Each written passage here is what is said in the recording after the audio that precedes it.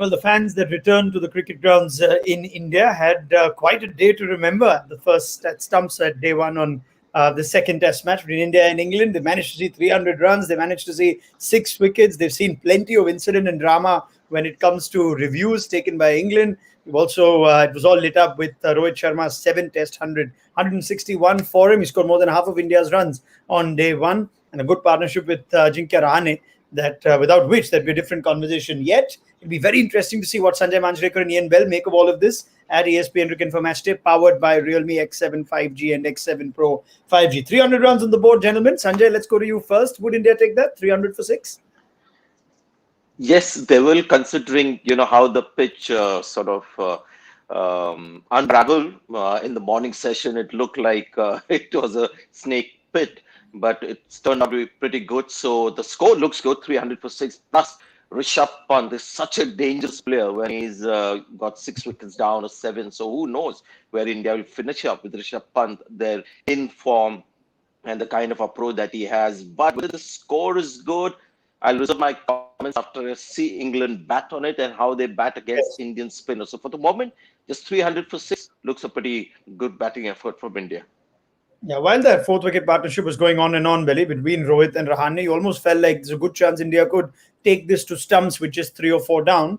Given that, the fact that both those set batsmen were dismissed, it's only 300. Or I don't know if we can say it's only 300. But would England be happy after that middle session with 300 for 6? I don't know if they'll be happy. I think they're always going to go into, losing the toss is going to be a tough day. I think India will be in that position as well for me. I think 300 on the board is a really good place to be. I think they could be even in a better position. At one point, it looked like they could be. But again, 300, I think, looks a lot of runs on this pitch. As you said, I think you've got to wait for both teams to bat on it to make a real judgment. But it looks like a good score so far, and if they can push on again tomorrow and get 350 plus, it will be the first time in the series England have had to bat under any scoreboard pressure as well, and the Indian spinners will have that pressure on their side rather than being the pressure more so on India. So fascinating to see how tomorrow goes, but I think in England will be 50-50. There were some good parts of the day, some nice bowling, but also too many times where it was too easy for India, again on a pitch that is turning, too many comfortable balls to score and rotate the strike. Given what we've said about this pitch, Sanjay, the fact that both set batsmen, in the manner in which they eventually got out, was it a bit soft again? Was it a bit contributory on their own part and not as much about England's wicket-taking ability?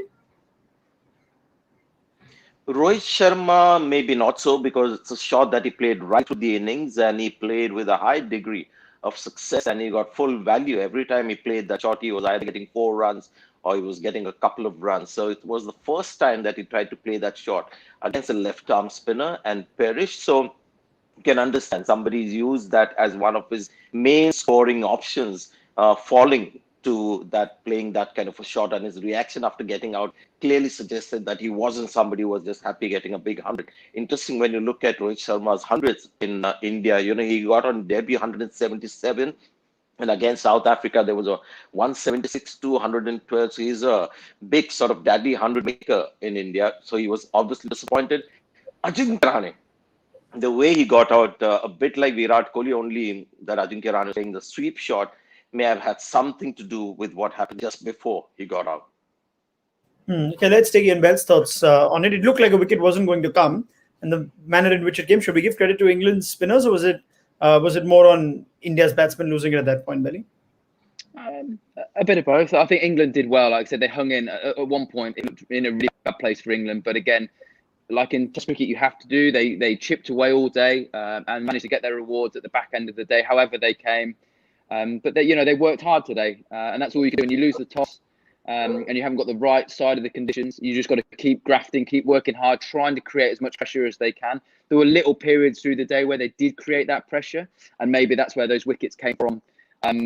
But yeah, I mean, again, I completely agree with that little bit. Certainly with Rahane, there was a lot going on there in that couple of overs, and that might have just broke his concentration for that period of time, which got that wicket for England.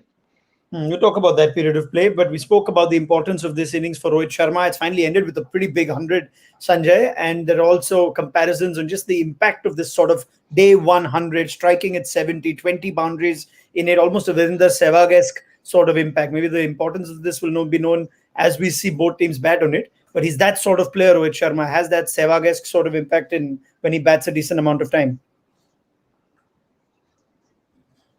Absolutely. And, Sanjay? Sehwag had this knack of making a major contribution. And as you said, yeah, you can hear me, right?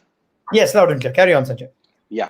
So, and like Sehwag, he made a major contribution in that inning that everyone's talking about at goal, where he got 200, and that was more than half the score of the team. Same with Rohit Sharma as well. And that's Rohit Sharma's style. And let's talk about Rohit Sharma at home. When he gets his hundreds, his strike rates, I just looked at it, have always been over 70, 72 when he got that 176 very early in his career against South Africa. The 200s that he got, one was a double at his strike rate in the 80s. Today, when he was batting on 148 strike rate 74. So this is how he gets his hundreds. And again, we have to see England batting on this pitch. And they really struggle against the Indian spinner. Then you see Rohit Sharma's innings in a completely different light. At the moment, you've just got to admire the talent this guy has. And I think we can safely say now that in this current Indian batting lineup, he's perhaps the best puller to the fast bowlers and the best sweeper as well against spin in this Indian batting lineup. Yeah, wonder what it was like being in the opposition when Sehwag was having this sort of day, Belly, and Rohit Sharma is in a similar sort of mold. Again, there's no real weakness per se, but there is every chance that an attacking batsman will get out. How does the opposition tend to view a player like this, the kind that Rohit Sharma is?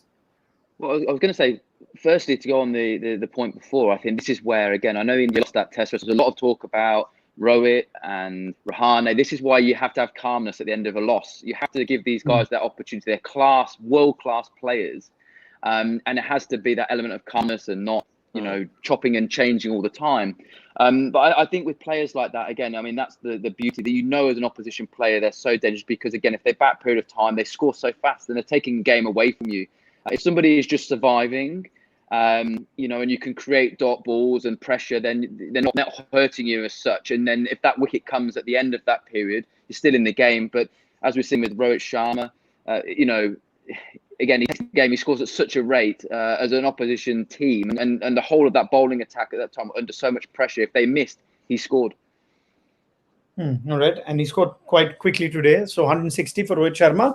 It didn't come without incident in that final session of play. So let's get into that 15-20 minutes or so where the TV umpire was very busy, Anil Chaudhary, who comes at the back of a very impressive debut test match standing on field in the first test. TV umpiring isn't easy for some of these guys, but let's just take Belly and Sanjay's thoughts on exactly what happened. The highest profile incident you think was that review of Rahane, which clearly the third umpire did get wrong. By the time it was reinstated, Rahane was already dismissed. But there are so many elements to this and what we can learn from it, including something new that I've seen, that the match referee has actually reinstated the review belatedly. Belly, let's just take me through what you made of all of it when it happened. Yeah, I mean, firstly, I have a lot of sympathy for umpires, certainly on the field. On a pitch like this, it's not easy to umpire. There's going to be a lot of back patch outs. There's going to be some LBWs. So it's not easy, and you know there's going to be the odd mistake, and that's why I suppose the reviews are there. Like we talk about with the football, so when it goes to, and you've got all the technology, we should be trying to make those decisions. They have to be correct all the time with all the technology. Obviously, there's a bit of a breakdown in communication and the process of that dismissal of Rahane. But I suppose we're sat here now. We're quite lucky in a way that, after both the decisions, but certainly decisions that were talked about, both batsmen didn't last much longer either. I mean, England would be felt pretty hard done by. It would be a much bigger talking point if Rahane was still, say, 90 not out overnight tonight, and India in a lot stronger position. But yeah, with the technology we have, I think we should be getting those decisions spot on. And there was obviously a breakdown in communication. Yep, both those decisions, including, so the first one was that stumping of Rohit Sharma, which again we didn't talk much of because Rohit got dismissed pretty soon after. But when you looked at it, Sanjay, you did feel, oh, this needs to be seen a little more closely. It does look like there's nothing behind the line. Yeah, when I'm sort of commenting and when it's actually happening, I keep it, I try and keep it very clear and clinical. Very often, when these are marginal, fine calls, you see what you want to see.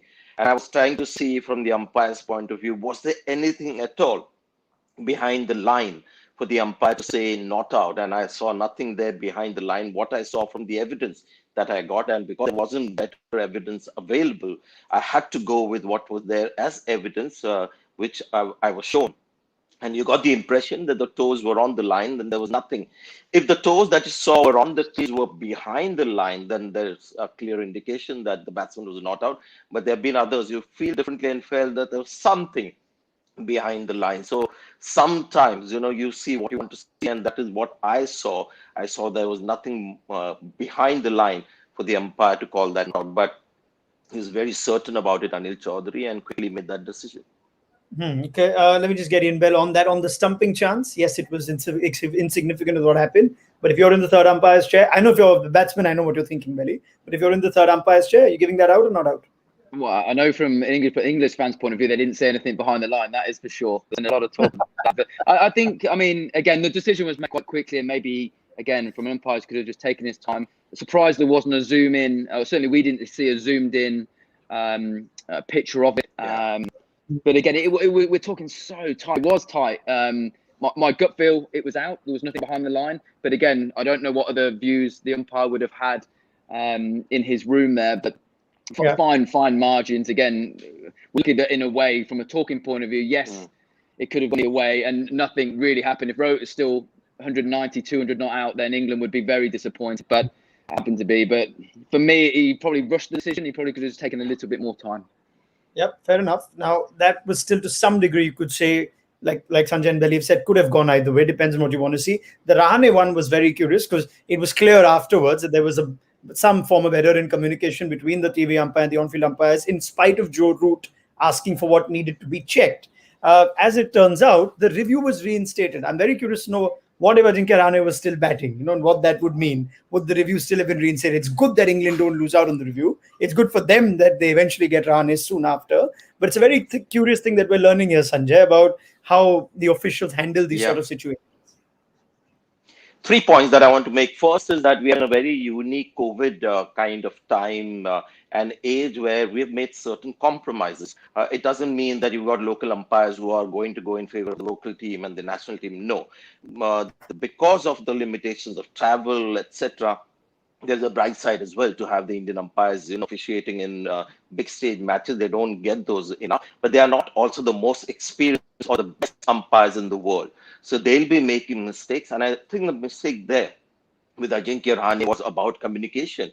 It was interesting that after the decision made, the England players were still there in the huddle, refusing to go back to their positions. And the umpire assumed that they wanted to have a look at the leg before, which is a bit bizarre. And Anil Chaudhary said on air that the ball is pitching outside the leg stump.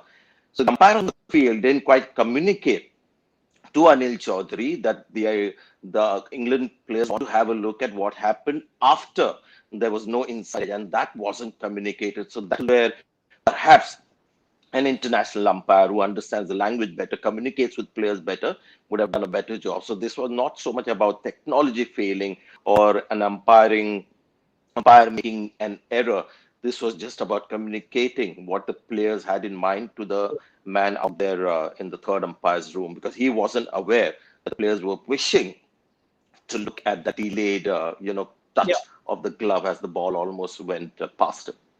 I mean, there's absolutely no reason to believe that. Had he known that, he simply asked for the pictures, and you have the decision in front of you. Those pictures were never asked for. So clearly, it's a communication error from Virender Sharma. But I like the fact, Ronak, that they reinstated that. So I'm coming to that next to it. Because again, going against the. Yeah, sure. I like fairness in the end. It may have come later, and some might think that's also like umpires accepting that they goofed up. But so it's fine. Players goof up, umpires goof up, and these are not the most experienced umpires in the world. So I love the fact. In fact, I was thinking, wish they would do something like that, and they have actually done that. Because it's against what goes on in cricket, because we go so much by the book. It was good to see a sense of fairness and common sense prevail. Yeah, that's the thing, right?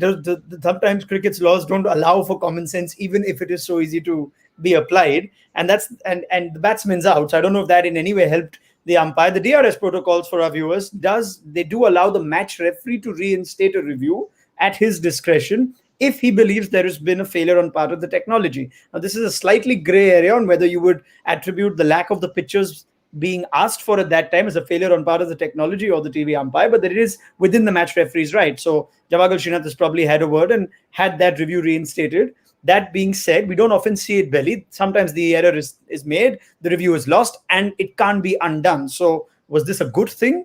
That yes, the common sense prevailed. They got together, they found a way to interpret the laws and give England their review back, or was it something that again creates a bit of a discussion point? So can this be applied consistently? Can reviews be given or reinstated belatedly?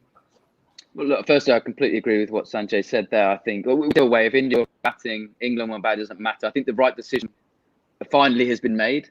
Yeah, I think I've got no problem with that. Again, it was all down to communication. And Sanjay, I've got nothing more to add than what Sanjay said. He's absolutely nailed it, really. It was all communication. What I would like to see probably from DRS in general, or just run the whole video, just run the whole length of the dismissal. I think that's what we found short there is, again, the pictures didn't go long enough initially. And then obviously what England have asked for, again, that's been obviously not come through communication right. So if we can just run the whole play, just to make sure that this never happens again, really. But yeah, I think again, I'd have been very happy again from an English point of view if it was the other way around. I think the right decision that finally has been made.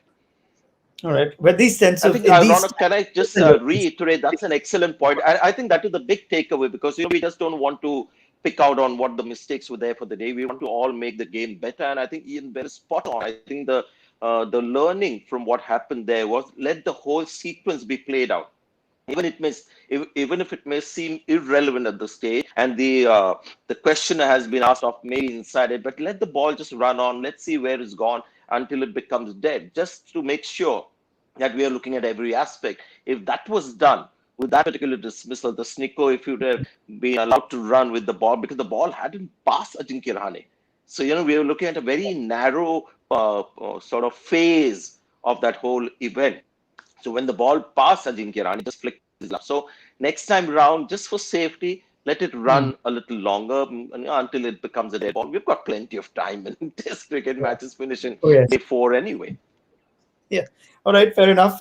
We all are on the same page that it's a hard job umpiring. You tend to sympathize, especially in these times, with umpires. And perhaps the umpires themselves are more keen on the neutral umpires returning. So you don't have these sort of insinuations that tend to come up with these times. All right. That's what we made of it. Tell us what you made of it in the comments and questions that you sent to us. You've already sent us quite a few, not as much on that incident. So I'm glad that we don't have too many on the period of play involving the third umpire. There was so much good cricket to talk about today. So let's take your questions in #AskMatchday.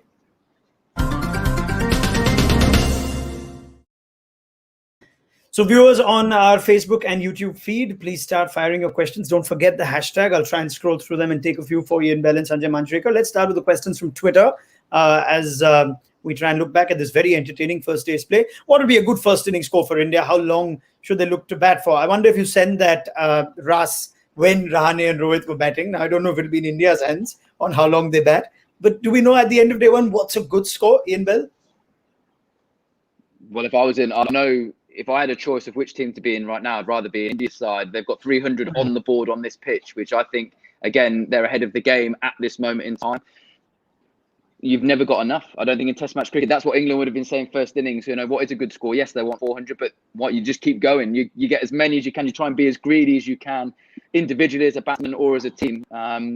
Get them while you can now. So they'll be trying their hardest, I would imagine, tomorrow to push on.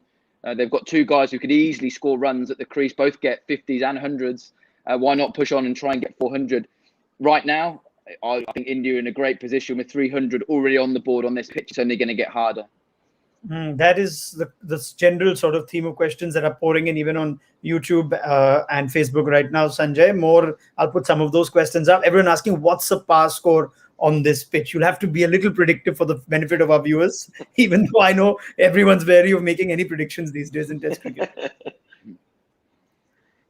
Yeah, these days. So I'd like to tell the viewers, I've never been a guy who sits on the fence or not afraid to predict. And very often I've been proved to be wrong. So it doesn't matter. We are in the job of giving opinions, and sometimes we have to make predictions. But Test cricket has gone about in a very strange, entertaining way in the last couple of years, 3 years. And the kind of results that we've seen. We've seen a 36 all out in one series, and the same team are going on to win this series in sensational fashion in Brisbane. So, yeah, unpredictable things are happening. So I'll stick to what I know. 300 for 6 looks a good score. And if Rishabh Pant hangs around, who knows, India could get up to 400 runs. But England, who knows on this kind of a pitch with Akshar Patel now in a much quicker left-arm spinner than Shahbaz Nadeem, they could be all up for 150, or who knows, Joe Root might get another good innings, Ben Stokes gets a flyer, they might come close to India's first inning score and is back to even Stevens. So very hard to really tell you what's a good pass score till both teams have batted. All right. So Preetham, Samuel, and Bharat putting this on our YouTube. I hope you've got that answer as well. Let's take another one from Twitter, and there are quite a few good ones on our YouTube feed. I'll take them in a bit. What's the reason for England to just go with three bowlers? Well, three bowlers is interesting, but I guess in an important match, that too, one was a debutant, excluding Bess and playing Ali a defensive move to strengthen the batting. And there are similar questions on this. Akhil on our YouTube asking England should have perhaps played Bess additionally to have a three-man spin attack. So let's take that. Belly, you can take it first. Yeah, I mean, I thought I personally, I don't think it's necessarily a defensive because Moeen is quite an attacking bowler. Yeah. He's always needs to get the ball to drift and bowl that perfect ball. And we've seen today he does bowl the perfect ball, but he also goes for runs. So I don't think necessarily defensive. I personally thought the way to get him in the side, which I do like him in the side, was maybe to bat him at 6. Move Ollie to 3, and then keep the 3 spinners and the balance of the seamers. I mean, the only concern I have at the moment, Ben Stokes going to bowl 2 overs today. Whether that's a niggle, injury, he's an important cog in the wheel, really, for the balance of that bowling attack. And generally, he's been the guy when nothing's happening, Joe Root throws him the ball and he gets us a wicket. So today, that's a bit of a concern. I don't know if there is something going on, a niggle. But him only bowling 2 overs, for me, was a bit of a concern because he's the one that balances this group up. And also, like I said, generally finds something, whether it's a little bit of reverse swing and finds something to get us a wicket, which, gets England back in the game. So don't think it was a negative one. But my way to get Moeen in, probably looking again at his record in India, is he's better with the bat in India than in England. But he's also, that matches that his stats aren't as good with the ball in India as it is in England. So I would have probably tried to get him in that way. Sanjay, Runner. you want to this? Yes. Yeah, I when we had Ajinkya Rane and Rohit Sharma batting the way they were doing, England clearly looked a bowler shot. Considering that Ben Stokes has just bowled 2 overs for 16 runs, hasn't bowled after that. And I would have gone maybe more for a seamer because we've seen seamers also make an impact. In the first test match, we saw Jimmy Anderson getting those wickets and putting England in a winning position. Jofra Archer did that. So maybe England could have afforded to drop a pure batsman. And I'm with Ian Bell. I don't think Moeen Ali is a defensive move. The only problem is if England actually go on to be second best in this match, we'll be looking at England's bowling attack. Because Moeen Ali, even at his best, when he's getting wickets, is going to be going at 4 runs and over. And that's not likely to change. Leach will be the economical bowler, Broad as well. But you've got a debutant there I'm not a debutant who's playing his second test match. So when you look at the overall bowling attack, if Ben Stokes doesn't bowl, England look like they're a bowler short. And whether it would be a spinner, maybe Bess and Moeen Ali would be too much of off spin and Bess not really suited for these kind of pitches. I would have gone in more with a seam bowler to do what Ben Stokes would normally do when he's 100% fit. Yeah, I guess is that it then? Is that just a question of Ben Stokes' fitness that's not allowing him to bowl more? I'll just take this from Rafe. And a lot of questions on this come in. Why does Ben Stokes not bowl more? We know he has this uncanny ability to take wickets. Belly, is it only a question of fitness? Well, I can't imagine he's gone in for that reason, that he's gone into the game and England know he's got a niggle, because if he had, I think they would have had to, like I said, either play Moeen as the all-rounder at 6 or they bring in Chris Wokes. I can only imagine something's happened today and he's not allowed him to bowl more than 2 overs. There's no way England would have gone in knowing that he can't bowl, because they are a bowler light if he's not available to at least bowl 15 in this innings. I mean, he is the difference. That's why. I mean, we talked about his fielding, but he's the guy. He's the genuine, probably the one player that most teams in the world are desperate for, is that three-dimensional cricketer. And if he's not doing his bowling, it does feel like we are light. All right, let's take another question now. Let's take this one from Twitter again and keep them coming. I can see quite a few questions piling up with the hashtag. Get the hashtag in. All right, it's easier to check questions out. Let's take our next question. Now, is Virat Kohli struggling against spin? This is from Ani on Twitter. Sanjay. No, he got a 70 on a final day pitch in Chennai in the first test. No, he's not struggling against spin. Today, I thought he was maybe came with a slightly premeditated approach of being a little more aggressive against Moeen Ali and played that kind of a shot when he wasn't quite to the pitch of the ball. So to answer that very brief question, a brief answer, I don't think so. All right, Belly. I thought he got an absolute beautiful delivery today. I think credit to Moeen. He just got the absolute. He got the ball of the day, didn't he? Maybe the ball of the year so far. I mean, it was an absolute beautiful delivery. Like you can pick holes, kind of, but he's such a great player. And as Sanjay said, he played beautifully on the worst part of the pitch in the first Test match, and he didn't. He looked so easy. He looked comfortable. He didn't look like he was going to get out until he got one that rolled on the floor off Ben Stokes. So I don't think so. I just think today sometimes you've just got to, however great a player you are, you know, I think credit has to go to Moeen Ali for producing a great delivery today to take a player out. All right, let's take one from Facebook. This is from Sheldon. Was that Rohit Sharma's best Test innings, considering the series situation and the pitch? Sanjay? No, I think there have been a few better innings that he's played in the past. But it's a question that's directed purely because of how we started off today, and the major chunk of the runs have been scored by Rohit Sharma, and he got that very quickly as well. In fact, he slowed down a little bit when wickets were lost at the other end because he was going at almost a strike rate of 90. From that standpoint, you would say yes, quality innings, one of his better innings. But I always rate innings as some of the best innings of an individual, just looking at the kind of bowling attack that he would have had to face. So he's faced better bowling attacks, and for that reason, I wouldn't say this is one of his very best. But you're quite right to bring this up as one of the quality innings purely because of the way he looked in a different league from the rest of the players, notwithstanding what the pitch was and conditions. Okay, let's take another one from Twitter. I was going to say it's a bit like we don't know what a good score is on this pitch. We probably don't know how good that innings is yet until England bat on it. And at the end of the Test match, you might look back and go, that was a world-class innings by a world-class player. So I think time will tell the Test match how good that innings was. Okay, very fair. Let's take another one. There are still some disgruntled fans on England's selection. Ritwich says Anderson is playing Test cricket after a long break. He's played just the 2 tests since. Why does England want to rest him? Isn't a Test cricketer expected to at least have the fitness to play 5 tests consecutively? These are all calls taken, I think, by management. Let's not go after the players. There's another one on Anderson. Let me take that as well. And there are quite a few of those coming in on our live YouTube too. Why haven't Root and Silverwood learned, asks Reshma, that Broad is not as good as Anderson in India.